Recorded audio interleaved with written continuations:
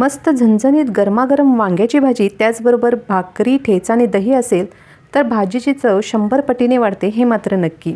अशीच वांग्याची भाजी कशी तयार करायची ती आज आपण पाहणार आहोत. नमस्कार, मी स्वाती आणि वांग्याची भाजी करण्यासाठी इथे मी 4 वांगी घेतले आहेत.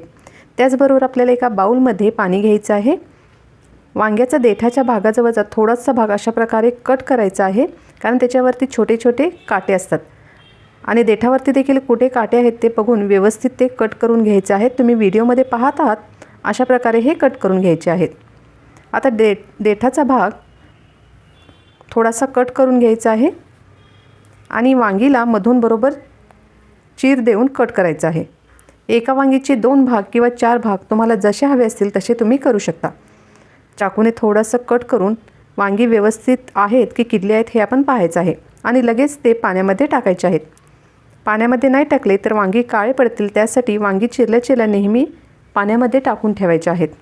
अशाच प्रकारे मी बाकी सर्व वांगी चिरून घेते. आता वांग्याची भाजी तयार करण्यासाठी आपल्याला एक पेस्ट किंवा वाटण लागेल.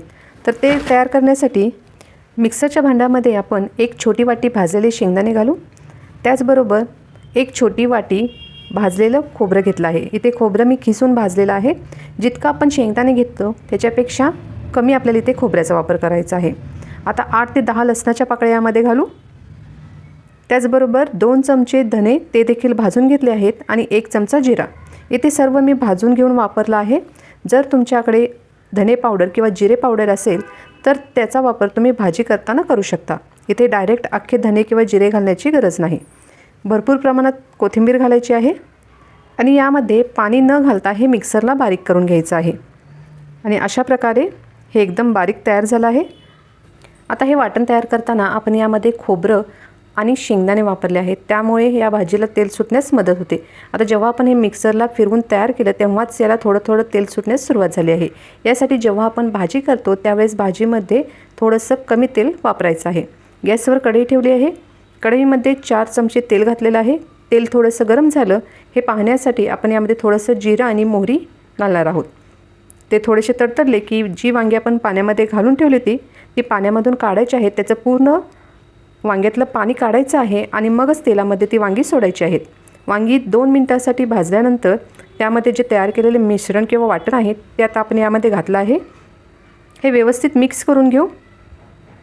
गॅस मध्यम आचेवरती चालू ठेवायचा आहे. आता यामध्ये मी 1.5 चमचा लाल तिखट घालत आहे.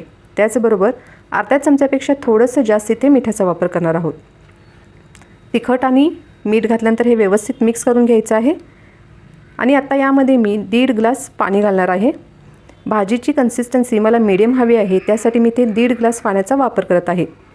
तुम्हाला जर अंदाज येत नसेल पाण्याचा तर तुम्ही पहिला 1 ग्लास पाणी यामध्ये घालायचं आहे. भाजी शिजते त्यावेळी तुमच्या लक्षात येईल की भाजी आपल्याला दाटसर हवी आहे की पातळ हवी आहे, तर त्यावेळेस तुम्ही पाणी वाढवू शकता.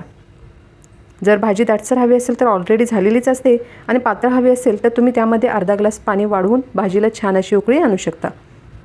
1.5 ग्लास पाणी घातल्यानंतर गॅसची फ्लेम मोठी करायची आहे आणि याला 1 ते 2 उकळी येईपर्यंत गॅस मोठ्या आचेवरतीच ठेवायचा आहे.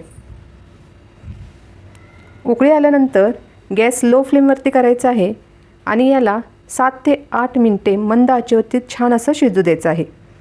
भाजी जितकी शिजायला लागेल तितकी साईडने तेल सोडण्यास सुरुवात करते.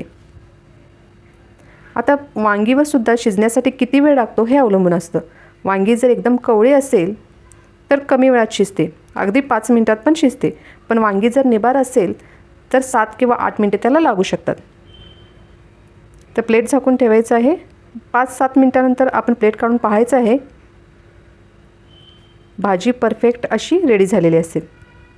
भाजी एकदम परफेक्ट अशी रेडी झाली आहे. जितकी मला कन्सिस्टन्सी हवी होती त्याच कन्सिस्टन्सीमध्ये ही भाजी आता रेडी झाली आहे. आता तुम्ही व्हिडिओमध्ये पाहू शकता. बरोबर याच टायमिंगला जर तुम्हाला वाटत असेल की भाजी आणखी थोडी पातळ हवी आहे तर तुम्ही यामध्ये पाणी ॲड करू शकता. गॅसची फ्लेम ऑफ करायची आहे आणि अशा प्रकारे मस्त झणझणीत अशी आपली ही वांग्याची भाजी तयार झाली आहे. आता भाजीला जितका वेळ आपण शिजवतो तितकी ती तेल सोडण्यास मदत करते.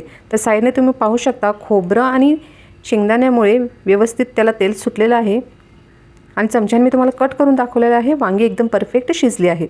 वांगी थोडी शिजत आल्यानंतर गॅसची फ्लेम ऑफ करून तुम्ही प्लेट झाकून जरी ठेवलात तरी आतल्या आत वाफेने वांगे अगदी मस्त शिजतात.